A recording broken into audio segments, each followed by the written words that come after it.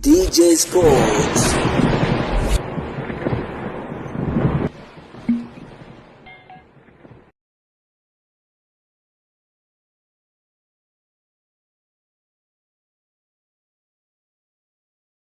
Bwana, klabu ya soka ya Simba imeweza kukamilisha rasmi uhamisho wa nyota wa kimataifa kutoka taifa la Ivory Coast.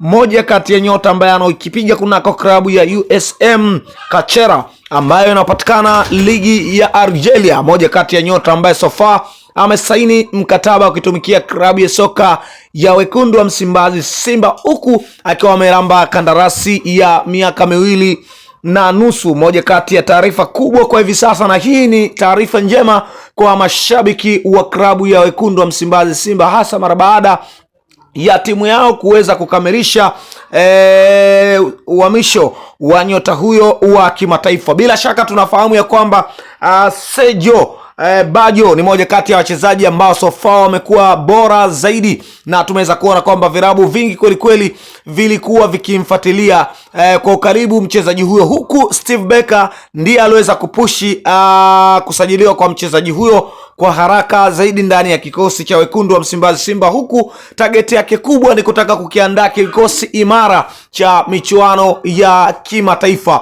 Lakini nikukumbushe tu Sergio Baggio alishawahi kucheza kunako klabu ya soka ya USM Alger, moja kati ya klabu ambayo inaofanya vyema sana pale katika ligi ya Algeria. Hivyo tunaweza tukasema ni miongoni mwa usajili mzuri kwa upande wa Simba Sports Club, na tumeweza kuona kwamba mambo kadha wa kadha yakiwa yanaendelea katika kuhakikisha wanapata wachezaji ambao wataokuja kuinusuru na kuipa mafanikio makubwa klabu ya wekundu wa Msimbazi Simba. So far nitakuletea takwimu ya wachezaji ambao